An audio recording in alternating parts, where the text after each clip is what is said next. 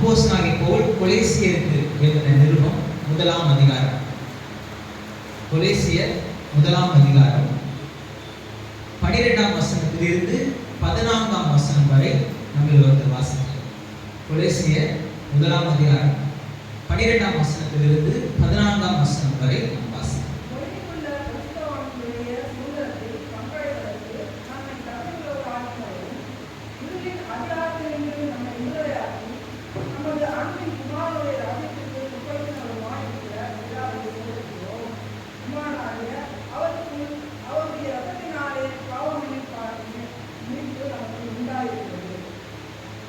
தேவனுடைய வார்த்தையினால் ஒரு மனிதன் நிறைந்து வாழும் பொழுது அவன் எப்படிப்பட்ட ஒரு மனிதனாய் வாழ்கிறான் என்பதை குறித்து தான் நாம தொடர்ந்து பார்த்து வருவோம். அதுல முதலாவது நாம் புது சிருஷ்டிகள், கர்த்தர் நம்மை புதிதாக சிருஷ்டித்திருக்கிறார்.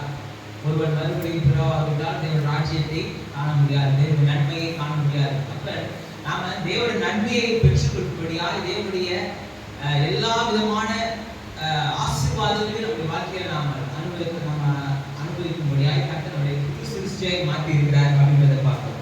இரண்டாவது, கர்த்தர் நமக்குள்ளாக வாசம் செய்கிறார், நம்ம மத்தியில் இருக்கிறார். நம்ம மத்தியில் இருக்கிறது மாத்திரமல்ல, நமக்குள்ளாக வாசம் செய்து நம்ம எல்லா நேரங்களிலும் நம்ம வழிநடத்துகிறார் அப்படின்றத குறிச்சும் நம்ம பார்த்தோம். மூன்றாவது, நீதியை குறித்து பார்த்தோம். நாம் எப்படி நீதிமான்களாக படிச்சிருக்கோம் அப்படின்றத குறித்து பார்த்தோம். இப்ப நான்காவது மிக முக்கியமான ஒரு சப்ஜெக்ட். எல்லாமே ரொம்ப முக்கியமான ஒரு விஷயங்களை தான் நம்ம அதை தியானித்து முக்கியமான காரியங்களை நமக்கு எடுத்து சில விஷயங்களை அதாவது சுருக்கமாக தான் பார்க்கணும். ரொம்ப ஏன்னா ஒவ்வொருமே பெரிய பெரிய தலைப்பு, அதை நம்ம சுருக்கமாக அதனுடைய சாராம்சத்தை மாத்திரம் நம்ம அடிப்படையான சாராம்சத்தை மட்டும் நம்ம பார்த்துட்டு வரோம். அதுல இப்ப நான்காவதாக நம்ம பார்த்துட்டு இருக்கிறது தான் மீட்பு.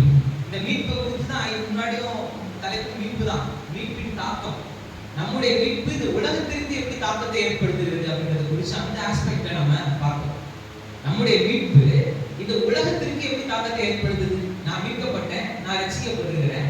இந்த ரட்சிப்பு எனக்கு ஆசீர்வாதமா இருக்கான்னு கேட்டா நிச்சயமா ஆசீர்வாதமா இருக்கு. என் குடும்பத்திற்கு ஆசீர்வாதமா இருக்கான்னு கேட்டா ஆசீர்வாதமா இருக்கு. அது மாத்திரமல்ல, என் சமுதாயத்திற்கு, என் தேசத்திற்கே இது ஆசீர்வாதமா இருக்கு. இந்த மீட்புன்றது, ரட்சிப்புன்றது ஒரு ஒரு தேசத்திற்கே ஆசீர்வாதம். ஒரு பெரிய பெரிய நன்மைகளை நம்மை சார்ந்தவர்களை நம்ம சுற்றி இருக்கிறவர்கள் எல்லாருக்கும் அளிக்கக்கூடியதுதான் மீட்பு. ஏன்னா ரட்சிப்பின் உபதேசமே அதான். ப்ரொட்டஸ்டன்ட் ஒர்க் எத்திக்ஸ்னு சொல்லிட்டு ஒரு பெரிய டீச்சிங்கே இருக்கு. அதாவது பாரம்பரிய திருச்சபையிலிருந்து மார்ட்டின் லூதர் 1500ஆம் வருஷங்கள்ல சபையில சீர்திருத்தத்தை கொடுக்கும் பொழுது அவர்களுடைய ரட்சிப்பு, அதாவது நம்முடைய ரட்சிப்பு கர்த்தரை ஏற்றுக்கொண்டதுக்கு அப்புறம் சமுதாயத்துல என்னுடைய தாக்கம் எப்படிப்பட்டதா இருக்குது அப்படின்ற ஒரு பெரிய போதனை அவர் செஞ்சாரு. அந்த போதனையை பிடிச்சிக்கிட்டு தான் ஜெர்மன் அப்புறம் ஸ்காண்டினேவியன் கண்ட்ரீஸ் எல்லாம் பார்த்தீங்கன்னா பயங்கரமான தொழில் புரட்சி, தொழில் வளர்ச்சி அடைந்தது. அவருடைய ப்ராடக்ட்ஸ் தான் இன்ன வரைக்கும் ஒரு பெரிய ஒரு ரிலையபிளான ஒரு ப்ராடக்டாக இருக்கு. அப்படின்னா அதுக்கான காரணம் என்னன்னா, அவங்க கர்த்தரை நம்பி, கர்த்தரை விசுவாசிச்சு, எந்த விதமான கலப்படமும் செய்யாம எல்லா விதத்திலும் நேர்மையான ஒரு காரியங்களை அளிக்கணும். எல்லாருக்கும் எல்லாமே நேர்மையா, சுத்தமா, சம அளவு எல்லாமே கிடைக்கணும் அப்படிங்கிற ஒரு நல்ல நோக்கத்தோடு கூட அவங்க செயல்பட்டாங்க. அதான் அந்த தேசங்களே ஆசீர்வதித்தது, பெரிய பெரிய காரியங்களை கொண்டு வந்தது. அப்ப மீட்பு தாக்கத்தை ஏற்படுத்துது அப்படின்றத குறித்து நம்ம பெரிய போதனையை நம்ம பார்க்கணும். 6 மாசத்துல அந்த போதனையை பார்க்கணும். இப்ப இந்த மீட்பை குறித்து தான் மறுபடியும் நம்ம பார்க்கிறோம். ஆனா ஒரு இன்னும் கொஞ்சம் வேற ஒரு கண்ணோட்டத்துல நம்ம பார்க்கிறோம். என்ன அப்படின்னு பாத்தீங்கன்னா, இந்த மீட்புக்கு 2 சைட்ஸ் இருக்கு.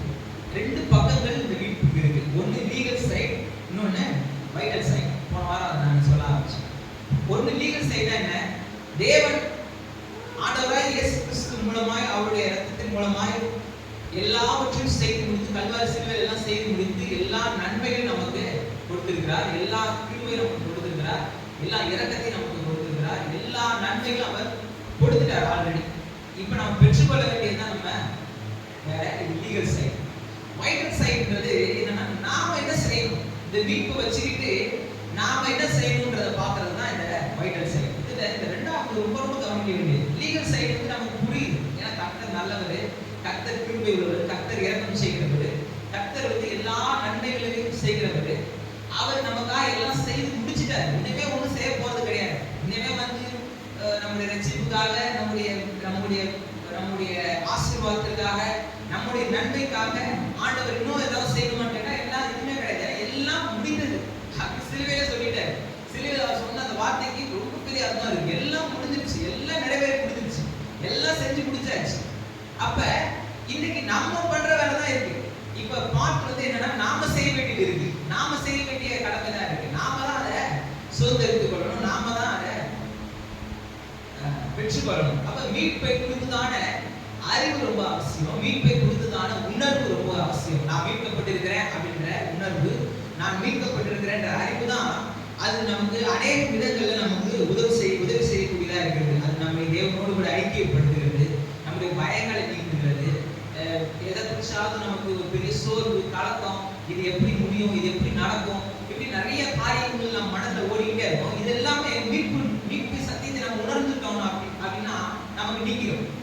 ஏன்னா நமக்காக ஒருத்தர் இருக்கிறாரு, நம்ம பட்சத்துல ஒருத்தர் இருக்கிறாரு, நம்மளை விடுவிச்சிருக்கிறாரு, நம்ம மீட்டுட்டாரு, நாம இப்ப அவருக்கு சொந்தமானவர்கள் அப்படின்றத உணர்ந்துட்டோம் அப்படின்னாலே நம்முடைய பயங்கள் நீங்குகிறது, சந்தேகம் நீங்குகிறது, பிசாசை எதிர்த்து இருக்கக்கூடிய ஆற்றல் உண்டாகுது.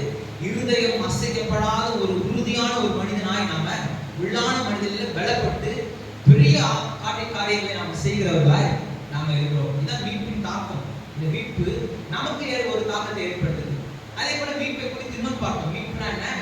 விலைக்கரையும் கொடுத்து வாங்குவது. கர்த்தர் நம்ம விலைக்கரையும் கொடுத்து மீட்டிருக்கிறார். ரட்சிப்புன்றது இலவசம், ஆனா அது மலிவானது கிடையாது. ரட்சிப்புன்றது ரொம்ப சாதாரணமானது அப்படி கிடையாது. ஏன் இலவசமா இருக்குன்னா, அதுக்கான விலைக்கரையத்தை ஒருவரும் செலுத்த முடியாது. நம்ம ரட்சிப்புக்கு நாம எந்த விலைக்கரையும் நம்ம செலுத்த முடியாது. என்ன செஞ்சாலும் அது ஈடாகாது. அதனாலதான் இலவசம். அதனால இலவசமாய் நம்ம அறிவிக்கிறோம். இலவசமாய் நம்ம கர்த்தரை ஏற்றுக்கொள்றதுக்கு ஏதாவது இது பண்ணாதான், ஒரு கூப்பன் இது போட்டு ஒரு ஃபார்ம் ஃபில் பண்ணி ஏதாவது பண்ணாதான் உங்களுக்கு கர்த்தரை ஏற்றுக்கொள்வாங்க அப்படின்றதுலாம் கிடையாது. கர்த்தரை ஏற்றுக்கொள்றது இலவசம். ஆனா இலவசம்ன்றதுனால அது வந்து மலிவானது கிடையாது. அது மிக ஆற்றல் நிறைந்தது, மிக பெரிய வல்லமை நிறைந்தது. அப்ப நாம் பெற்ற இந்த ஸ்லாக்கியத்தை நாம எப்படி நடந்து கொள்ளணும் அப்படின்றது இந்த வைட்டல் சைடுல ரொம்ப ரொம்ப முக்கியம். எல்லாரும் இதை செய்ய வேண்டியது. மீட்புன்றதே அதான் பார்த்தீங்கன்னா உலகளாவியது. அதாவது ரிடம்ஷன் இஸ் யுனிவர்சல். அதாவது உலகளாவியது.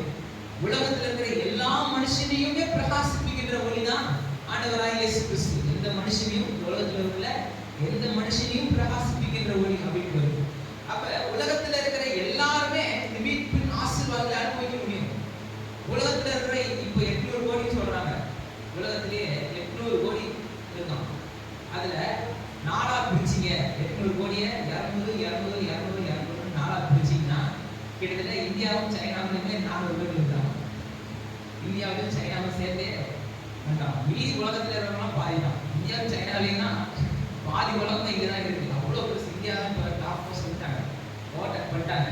அப்ப இவ்வளோ ஜனங்களுக்கு பரலோகத்தில் இடம் இல்லைப்பா, கொஞ்சம் பேர் தான் இடம் இருக்குது, நீ வான்னு சொல்லிட்டு அப்படி கிடையாது. பரலோகத்தில் எல்லாருக்கும் இடம் இருக்கு. கோடான கோடி தேவதூதர்களுக்கு இடம் இருக்கு, எல்லாருக்கும் இடம் இருக்கிறாங்க. அவ மீட்புன்றது எல்லாருக்குமானது, எல்லாரும் அனுபவிக்கக்கூடியது. ஆனா எல்லாருக்கும் அதை ஏற்றுக்கொண்டிருக்கிறாங்களா அப்படின்னு கேட்டா அங்கதான் பிரச்சனை. ஏன் அப்படின்னா மீட்புன்றது அவர் செஞ்சு முடிச்சிட்டாரு. ஆனா நாம என்ன செலக்ட் பண்றோம், நாம என்ன தேர்ந்தெடுக்கிறோம்ன்றதுதான் அதுதான் மீட்பின் அந்த பக்கம் அடங்கியிருக்கு. மீட்பின் ஒரு பகுதி கர்த்தர் செய்தது, அது லீகல் சைடு. நமக்கு கிடைத்த ஸ்லாக்கியம் அது லீகல் சைடுல கரெக்டா வந்துருச்சு. அவர் செய்ய வேண்டியதெல்லாம் செஞ்சு முடிச்சிட்டாரு. இப்ப நான் என்ன செய்யணும், நாம என்ன செய்யணும்? நாம இந்த மீட்பை வச்சுக்கிட்டு நான் என்ன பண்ணணும்? இந்த மீட்பு நான் பெற்றுக்கொண்ட மீட்பை வச்சுக்கிட்டு நான் என்ன செய்யணும் அப்படின்றது ரொம்ப ரொம்ப முக்கியம். என்னோட ரட்சிப்பு, என்னோட மீட்புன்றது இந்த உலகத்துல அநேக தாக்கங்களை ஏற்படுத்தக்கூடியது, என்னுடைய வாழ்க்கையில பெரிய மாற்றங்களை எடுத்துக்கொள்ளக்கூடியது.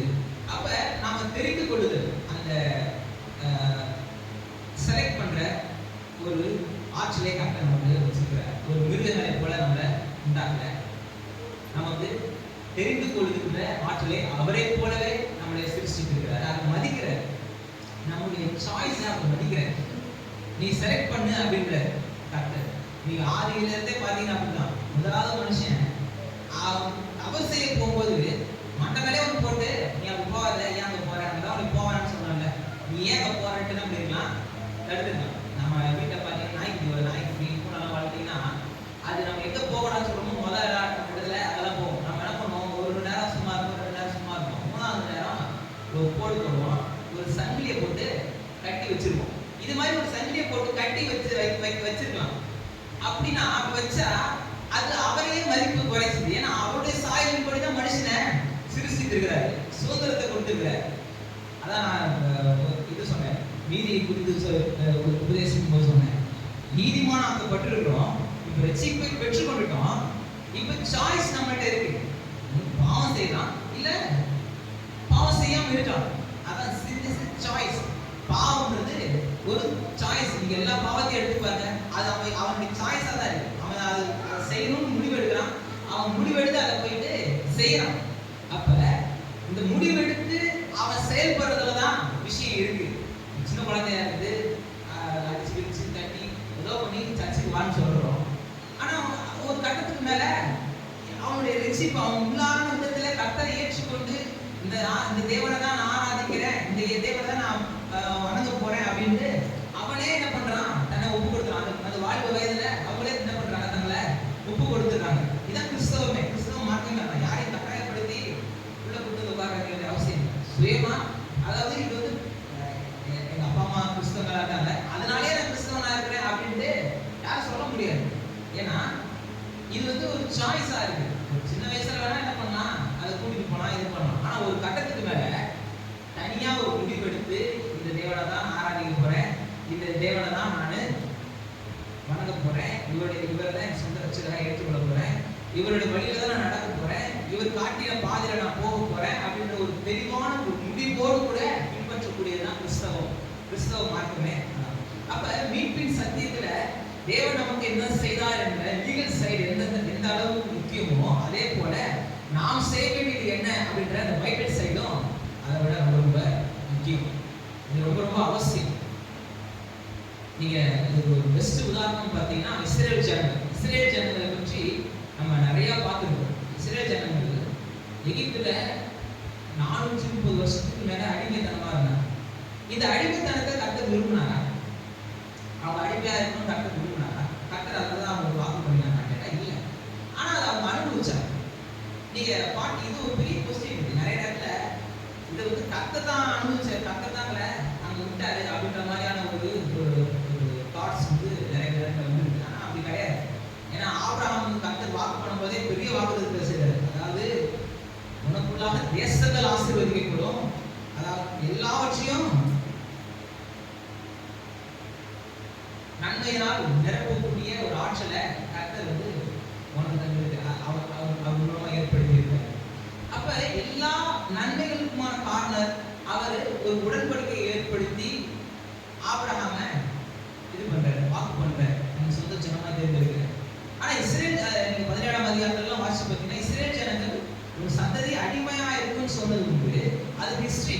அது வந்து நடக்க போற விஷயத்த தீர்க்க தரிசனம் முன்னாடி சொல்றாரு. தன் சித்தத்தை வெளிப்படுத்தல. அது இதுதான் என்னவா உன்னை நான் தேர்ந்தெடுத்துட்டேன், உன் பிள்ளை நடக்குவான், அவன் ஈசாக்கு இருப்பான், அவன் 100 மடங்கு பலன் எடுப்பான், யாக்கோபுக்கு 12 பிள்ளைகள் இருப்பாங்க, அது போத்திரமா பெருகும், யோசேப்பு எகிப்துக்கு போவான், அங்க பெரிய முதல் அமைச்சராக பெரிய பிரதம மந்திரியா மாறிடுவான், அதுக்கப்புறம் உன் சந்ததி எல்லாமே அழிக்கப்பட்டுரும், இதான் இந்த சித்தம். அப்படி சொல்லல. அங்க அவர் சொல்றது என்னன்னா, அந்த ஜனங்க என்ன எப்படி இருப்பாங்க, ஆனா அவங்களை நான் விடுவிப்பேன். அவங்க அதை தேர்ந்தெடுத்துக்கிறாங்க, ஆனாலும் நான் அதை அவங்களை நான் விடுவிப்பேன் அறிவிக்கிறதுக்காக தான் அந்த ஆபிரகாமுக்கு சொல்றேன். நீங்க ஃபுல்லு பாருங்க, அந்த அடிமைத்தனத்துல இஸ்ரேல் ஜனங்கள் மாத்திரம் இல்லை, ஆபிரகாம் தொடங்கிய அடிமைத்தனம் வந்துருச்சு. ஆபிரகாமுக்கு நிறைய நேரங்கள்ல அநேகருக்கு கீழாக அடிமையா எப்படி இஸ்ரேல் ஜனங்கள் அடிமைத்தனத்துல வாழ்ந்தாங்களோ அதே போல வாழ வேண்டிய ஒரு சூழ்நிலை ஆபிரகாமுடைய வாழ்க்கையில வந்துருச்சு. ஆனா ஆபிரகாம் அதை மேற்கொண்டார். ஈசாக்குடைய வாழ்க்கையை வச்சுப்பாங்க, அவர் எங்க போனாலும் போய் கிணறு வெட்டுவாரு, இது வந்து என்னுடையது அப்படின்னு பிடிப்பாங்க, இது அதை செய்யல, அது பயங்கரமா அவருக்கு நெருக்கம். அநேகருடைய பிடியில மாட்டிக்கிட்டு இதே மாதிரி அடிமைத்தனத்துல சிக்கக்கூடிய ஒரு சான்ஸ் அவருக்கு இருந்துச்சு. ஆனா அவர் அடிமைத்தனத்துல சிக்கல. யாக்கோபுடைய வாழ்க்கையில் அதே போல பேசாக்க அடிமையா இருக்கலாம், அவர் மாமனாட்ட போய் அடிமையா இருக்கலாம், ஏதோ ஒரு இடத்துல அடிமையா சிக்கக்கூடிய சூழ்நிலை இருந்துச்சு. ஆனா அடிமையா சிக்கல. யோசேப்புடைய வாழ்க்கையில் வாசி பார்த்தீங்கன்னா ஆதியாகம புத்தகத்துல இவருடைய வரலாறுலாம் இருக்கு, வாசிச்சு பாருங்க. இவங்கெல்லாம் அந்த அடிமைத்தனத்திலேயோ அந்த பாடுகள்லையோ அந்த வேதனையிலையோ சிக்கிட்டு இல்லை. காரணம் அந்த பிரச்சனை வராம இல்லை. எல்லாருடைய மறுபடியும் பாருங்க, எல்லா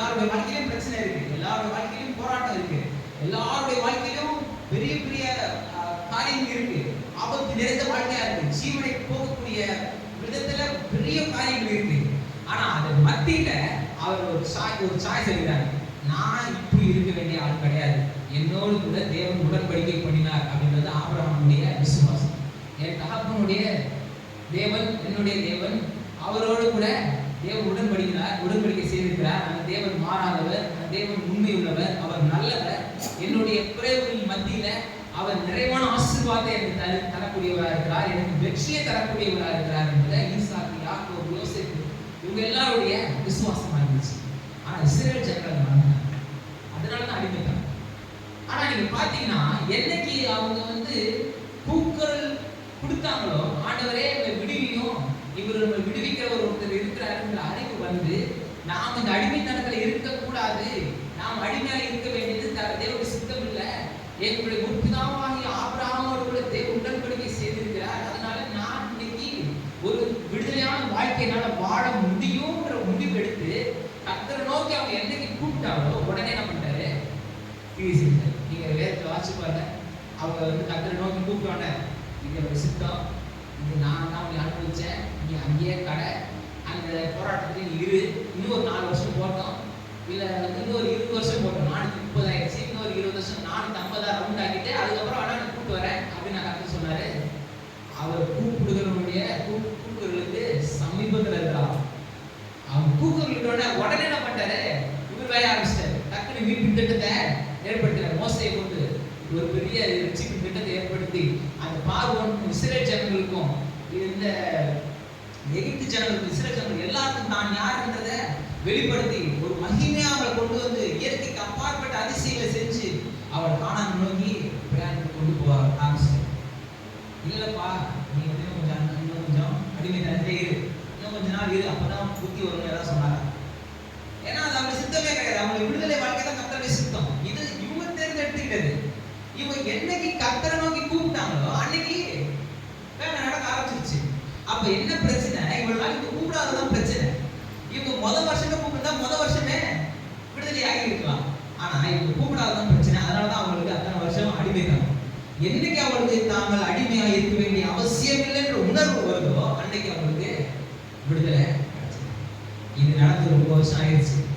அப்படியே நம்ம வாழ்க்கைக்கு வாங்க. நம்ம வாழ்க்கையில பிரச்சனைகள், போராட்டங்கள் இருக்கு, வியாதிகள் இருக்கு, வேதனை இருக்கு, கஷ்டம் இருக்கு, துன்பம் இருக்கு. ஆனா நாம என்ன நினைச்சிட்டோம்? சில நேரத்துல இது தேவன் தான் அனுபவிச்சார், தேவன் தான் இதை என்னுடைய வாழ்க்கையை அனுபவிச்சிருக்கிறார், இதை நான் அனுபவிக்க வேண்டும். சில நேரத்துல இது போதே இன்னும் கொஞ்ச நாள் இந்த பாடுகள் உனக்கு இருக்கும், காலம் மாறும், அப்ப இந்த என்ன சொல்லுவாங்க சம்திங், இந்த கிரகங்கள்லாம் மாறும், அப்பதான் உனக்கு இதெல்லாம் நடக்கும். நீங்க மாறணும், உங்க இருதயம் மாறணும்.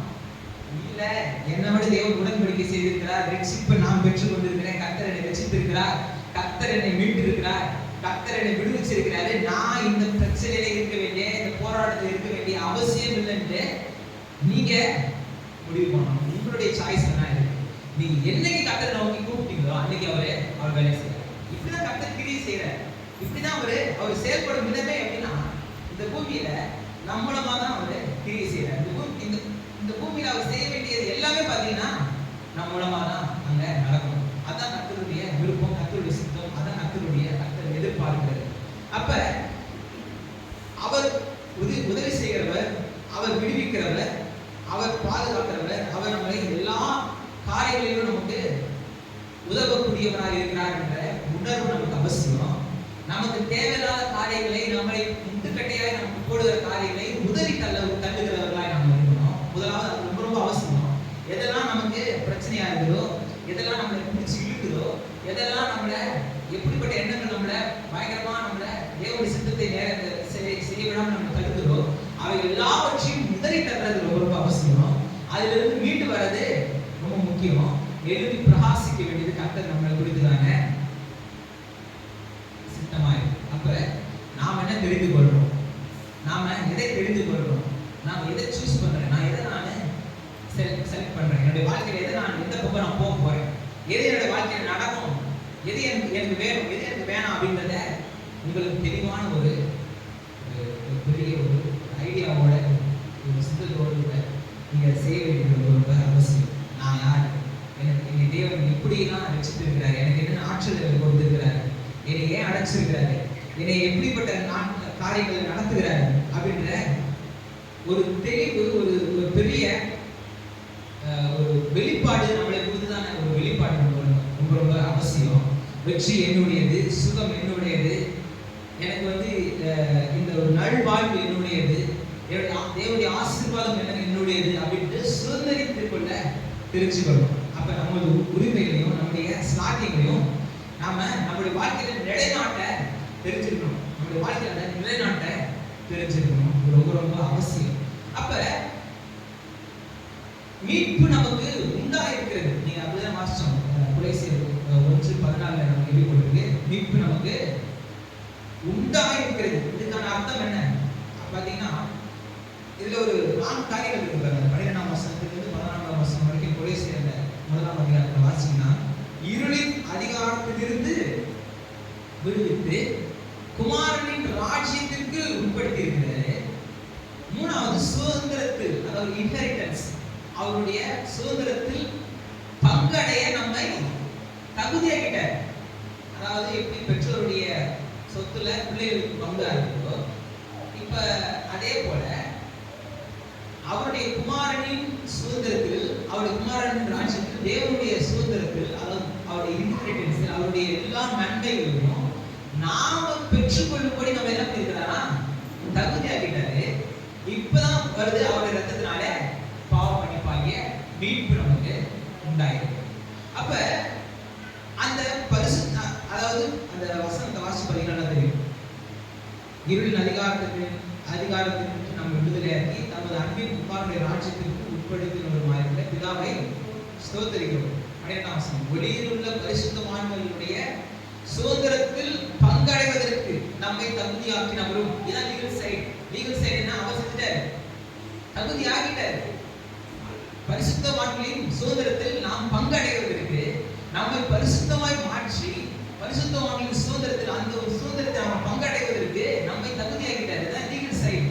இப்ப இதோட வைட்டல் சைடு என்ன, பங்கு பெற வேண்டியது நம்முடைய கடமையா இருக்கு. பங்கு பெற வேண்டிய பங்கு பெற அவர் தகுதிப்படுத்திட்டாரு. பங்கு பெற வேண்டியது நம்முடைய கடமை. இப்போ உதாரணத்துக்கு பார்த்தீங்கன்னா, பக்கிங்ஹாம் பேலஸ் எல்லாம் கேள்விப்பட்டிருக்கீங்க. லண்டன்ல ராஜா இருக்காருல்ல, அந்த இங்கிலாந்துடைய ராஜா இருக்காருல்ல, அவருடைய பேலஸ்ல ஒரு விருந்து நடக்குதுன்னு வச்சுக்கோங்களேன். உங்களுக்கு ஒரு இன்விடேஷன் வருது, நீங்க ரொம்ப நல்லவங்க, ரொம்ப பயங்கரமான காரியங்களை செய்றீங்க அப்படின்ட்டு உங்களுக்கு வந்து ஒரு இன்விடேஷன் வருதுன்னு வச்சுக்கோங்க. இன்விடேஷன் என்னென்ன இருக்கும், ஃப்ளைட் டிக்கெட் இருக்கும், போடக்கூடிய பாசஸ் எல்லாமே இருக்கும், விசா இருக்கும், எல்லாமே கொடுத்து ஒரு பெரிய ஒரு மாதிரி கொடுத்து உங்களுக்கு இன்விடேஷன் கொடுத்துறாங்க.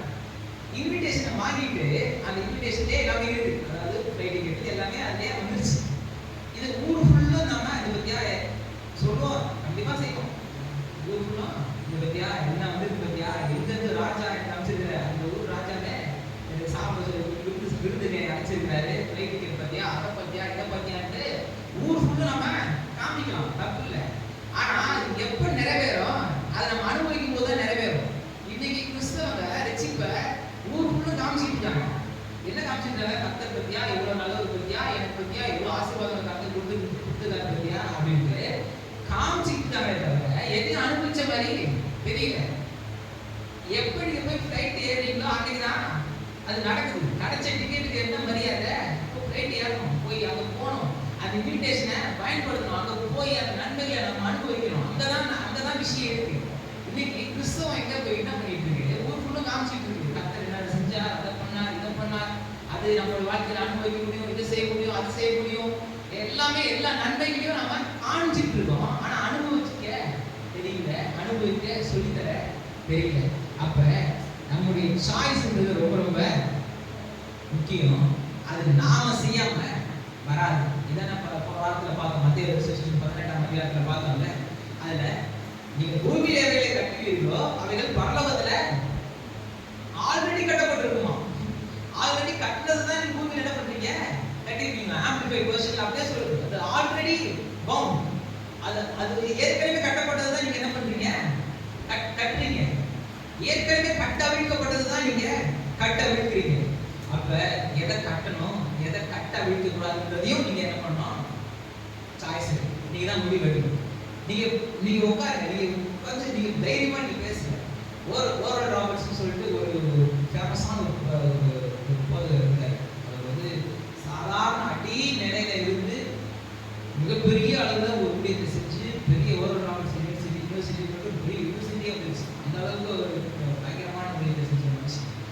பாத்தீங்கன்னா அவருடைய பிரசங்கம் யூடியூப்ல என்ன வருது, அவர் ஜெபம்லாம் பாருங்க, அவர் ரொம்ப அதிகாரமுள்ளவரா பேசுவார். நான் கட்டுறேன் பிசாசே, என்னுடைய வாழ்க்கையில இருந்து உன்னை நான் கட்டுறேன், என்னுடைய காரியத்துக்கு உன்னை நான் கட்டுறேன், ரொம்ப அதிகாரம் உள்ளவரா அவரு ஜெபிப்பார். உண்மையிலே கிறிஸ்துவோட ஜெபம் அப்படிதான் இருக்கும். கிறிஸ்துவ ஏற்றுக்கொண்ட ஜெபம், ஆண்டவரே அது செய்யுங்க, இதை செய்யுங்க, அப்படி பண்ணுங்க, இப்படி பண்ணுங்க, இப்படி போய் இப்படி இருக்குது, அது இப்படி இருக்குன்னு நாம புலம்பிட்டு இருக்கிறது கிடையாது. அதில் நம்ம உள்ளத்தின் பாரத்தில் இருந்து நம்ம கஷ்டத்தை கர்த்தருடைய சமூகத்துல ஊட்டுறோம், தப்பே கிடையாது. அப்படி செய்யறது ஜெபம் நல்லதுதான், கர்த்தர் நம்ம கண்ணீரை காட்டுறாரு. ஆனா அப்படி செய்யறதுனாலே பதில் கிடைக்காது. அப்படி செய்யறது மட்டுமே பதில் கிடைக்காது. பதில் வரணும்னா அவங்க ஜெபம் எப்படி இருக்குன்னா வல்லமை உள்ளதாய் மாறணும்.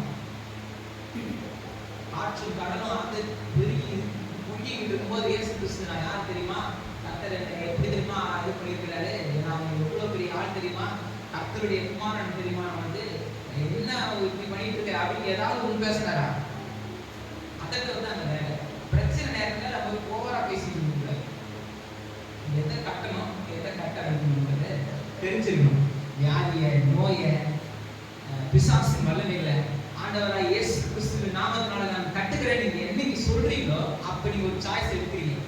இது என்னுடைய வாழ்க்கை, இப்படிதான் என் வாழ்க்கையில இந்த பிரச்சனை வருது, இந்த போராட்டத்துக்கு மத்தியில் நான் இருக்கிறேன், ஆனா இதை நான் அனுபவிக்க வேண்டியது எனக்கு என்னுடைய வேலை கிடையாது, இது நான் அனுபவிக்கிறது கர்த்தருடைய சித்தமும் கிடையாது, இதுல இருந்து நான் வெளிவர வேண்டியது கர்த்தருடைய சித்தம். ஆண்டவராய் இயேசு கிறிஸ்து நாமத்தினால இதை நான் கட்டுகிறேன் அப்படின்னு நீங்க என்னைக்கு வாயை திறந்து சொல்றீங்களோ அன்னைக்கு அதெல்லாம் கட்டப்பட்டிருக்கும்.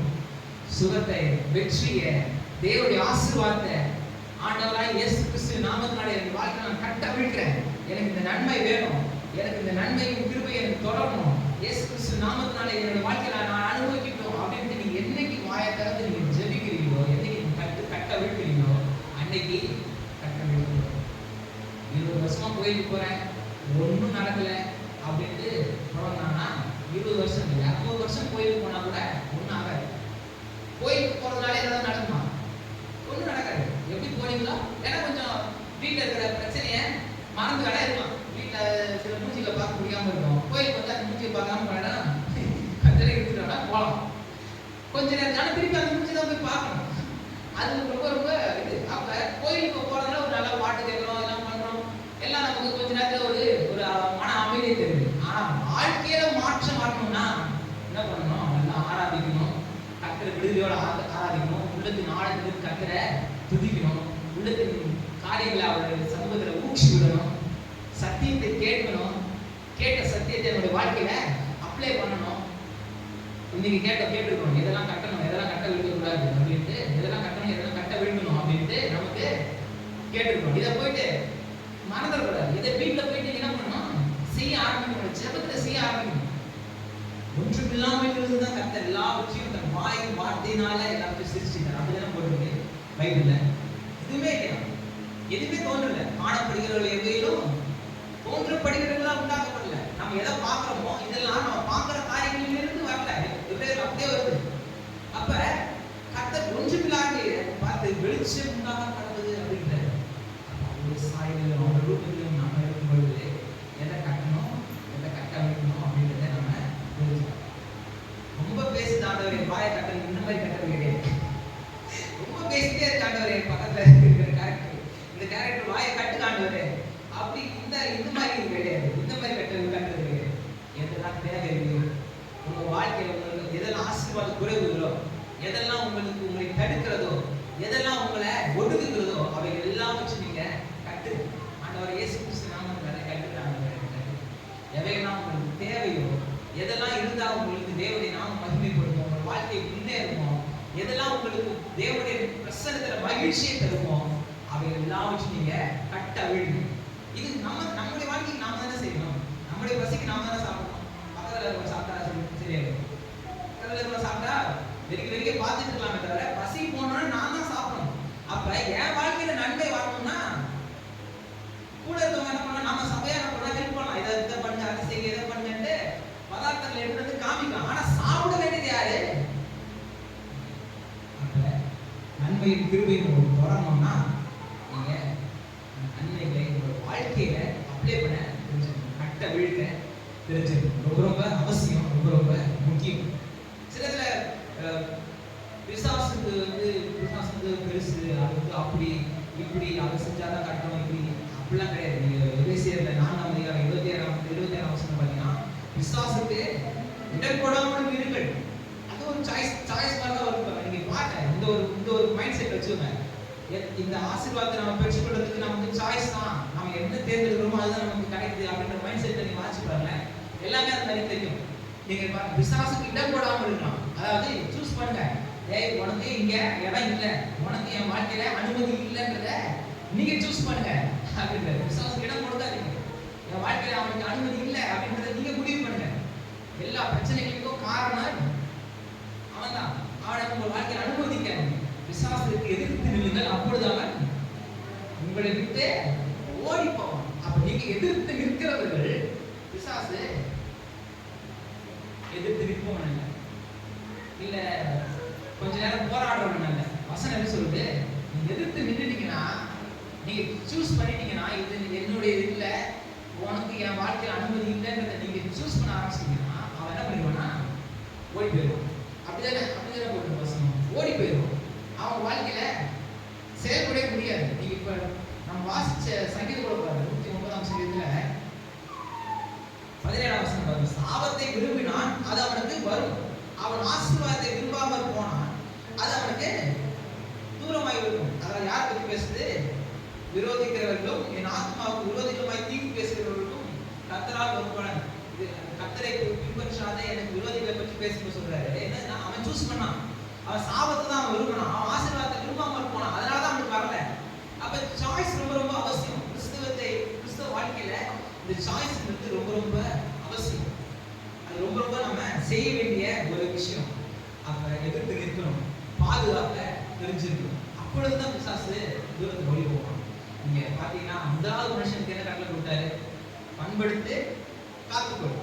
பண்படுத்தினா என்ன நமக்கு புரியுது. கர்த்தர் எல்லாவற்றையும் நன்மையாக சிருஷ்டித்தார். ஆதியிலே தேவன் வானத்தையும் பூமியும் சிருஷ்டித்தார். இடையில தான் பிசாசானவன் தள்ளப்பட்ட தூதன் பூமியில வரான், வந்து எல்லாத்தையும் கெடுத்து போடுறான். பூமியானது ஒளியின்மையும் வெறுமையுமாயிருக்கும். 1ஆம் 2ஆம் வசனம் தான் இடையில பெரிய விஷயம் நடந்துச்சு. இப்ப இந்த வெறுமையும் ஒழுங்கின்மையும் சரி செய்யறதுக்கு ஒரு தோட்டத்தை உண்டாக்கி அதை எல்லாம் நன்மையால் நிரப்பி இதே போல எல்லாவற்றையும் மாத்துப்பா அப்படின்னு சொல்றாரு. இப்ப பண்படுத்துறாரு. இதே போல எல்லாவற்றையும் பண்படுத்தி எல்லாவற்றையும் கொண்டு வராரு. காத்து கொள்வது அது மாதிரி ரொம்ப முக்கியம். உனக்கு ஒரு டெரிட்டரி இருக்கு, இது இப்போதைக்கு கொஞ்சம் சின்னதா இருக்கு, இதை நீ டெவலப் பண்ணிக்கிட்டே போகணும். இதுதான் உனக்கான அசைன்மெண்ட். ஆனா இது வெளியில ஒருத்தன் இருக்கான், அவனை உள்ள விட்டுறாரு. அவன் காத்துக்கொள்ளி யோசிச்சு பாரு, எல்லாமே நன்மையா இருக்கு, கரெக்டா தான் சிரிச்சுட்டு இருக்கிறாரு. அப்ப எதுல இருந்து காத்துக்கொள்ளணும்? பண்படுத்தி காத்துக்கொள்றாருல்ல, எதுல இருந்து காத்துக்கொள்ளணும்? பிசாசு என்ன பண்ணிருக்கான்? அங்க வெளியே இருக்கான், அவனை உள்ள விடாத காத்துக்கொள் அப்படின்றாரு. பண்படுத்து காத்துக்கொள் அப்படின்றாரு. பண்படுத்தினாரான்னு கேட்டா பண்படுத்தினாரு. அது எத்தனாயிரம் வருஷமா எத்தனை கோடி வருஷமா பண்படுத்தினாருன்னு இல்லை. பல யுகங்களா அதெல்லாம் நடந்துருக்கும். சும்மா ஒரு நாள் 2 நாள்ல இன்னைக்கு சிரிச்சிட்டு நாளைக்கு பாவத்துலாம் இல்லை. பல ஆயிரம் வருஷம் ஆயிரும் போயிட்டு இருக்கு. பண்படுத்தினாரான்னு கேட்டா பண்படுத்தினாரு. பூமியை பண்படுத்திட்டே வந்தார். ஒரு கட்டத்துக்கு மேல காத்துக்கொள்றதுல மிஸ்டேக் ஏற்பட்டுருச்சு. பிசாசு உள்ள வந்து பிரச்சனை ஆயிடுச்சு. இப்ப இன்னும் வெளியே போயிட்டாரு. இப்ப பூமி முள்ளும் குறுக்கும் விளைவிக்க ஆரம்பிச்சிருச்சு. இதேதான் நமக்கும். நம்முடைய இருதயத்தை, நல்ல நிலமாகிய இருதயத்தை நாம பண்படுத்தணும். இது சில நேரத்துல முள்ளும் குறுக்கும் விளைவிக்கிற மாதிரி தான் இருக்குது. இதுக்குள்ள கபடு இருக்கு, பொல்லாத காரியங்கள் இருக்கு, தீமை இருக்கு, மனுஷனுடைய யோசனைகள் நித்தமும் பொல்லாதவைகளா இருக்கு. ஆனா இது தேவனுடைய வார்த்தையினால் நம்ம பண்படுத்த நம்ம தெரிஞ்சிருக்கோம். அதே போல தேவனுடைய வார்த்தையை கொண்டு நாம் காத்துக்கொள்ள தெரிஞ்சிருக்கோம். இருதயத்தை காத்துக்கொள், அதிலிருந்து ஜீவ ஊற்று புறப்படும்படியா உங்கள் இருதயத்தை பண்படுத்துங்க, காத்துக்கொள், கட்டுங்க. பிரச்சனை வரும். எல்லாருக்கும் தான் பிரச்சனை இருக்கு, எல்லாருக்கும் போராட்டம் இருக்கு, எல்லாருக்கும் நோய் இருக்கு. இந்த பூமியில இருக்கிற வரைக்கும் உபத்திரவம் இருக்கு. ஆனா உபத்திரவத்திலையும் நோயிலையும் வாழ்றதுதான் என்னுடைய வாழ்க்கையில கர்த்தருடைய சித்தம் மட்டும் ஒரு நாள் நினைச்சாரு. அப்படி மட்டும் நினைச்சிடவே ஒரு பிரச்சனையில நம்ம மட்டும் இந்த பிரச்சனையில நான் மாட்டு போறேன் அப்படின்றது மட்டும் என்னைக்குமே விட்டுறாரு. ஏன்னா யோசிச்சு பாருங்க, எவ்வளவு பிரச்சனை வந்துச்சு. நாம போய் சேரணும்னா எப்பயோ போய் சேர்ந்துருப்போம். எப்பயோ நம்மள எவ்வளவு ஆபத்துகள், மோசங்கள், நாசங்கள், எவ்வளவு காரியங்களிலிருந்து கர்த்தர் நம்மளை காப்பாற்றி கொண்டு கொண்டு வந்துட்டே இருந்தார்.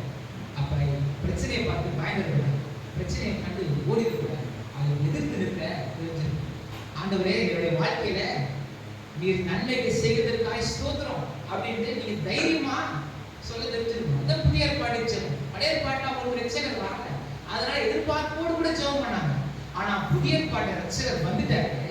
இப்ப நம்முடைய ஜெபம் நன்மையை பெற்றுக் கொண்டதற்காக ஸ்தோத்திரம், என் வாழ்க்கையில நன்மை பெற்றதுக்காக நன்றி, கட்ட அவிழ்கிறேன், என்னுடைய ஆசீர்வாதங்களை நான் கட்ட அவிழ்கிறேன் தைரியமா சொல்லுங்க. இதுதான் மீட்பின் சத்தியங்கள் தான், மீட்பின் நிச்சயங்கள் தான். மீட்பு என்ன செய்யுது அப்படின்னு என்ன, இதுதான் செய்யுது மீட்பு. இதுதான் நமக்கு எல்லாவற்றையும் நமக்கு நிறைவேற்றுது. அப்ப இதுதான் மீட்பின் ரெண்டு சைட்ஸ். ஒண்ணு அவர் செஞ்சது, அவர் செஞ்சதுல எந்த விதமான மாற்றம் இல்லை, என்ன செய்ய போறது கிடையாது, ஏன்னா எல்லாத்தையும் செஞ்சு முடிச்சிட்டாரு. இப்ப நாம செய்ய வேண்டியதுதான் அந்த நன்மையை பெற்றுக்கொண்டு நம்முடைய வாழ்க்கையில நாம நிறைவேற்ற வேண்டியதுதான் அவசியமா. ஆமென். விசுவாசிக்கிறேன், நிச்சயமா உங்க வாழ்க்கையில நடைமுறைப்படுத்துவீர்கள் நான் நம்புறேன். நம்ம எழுப்பி கர்த்தரை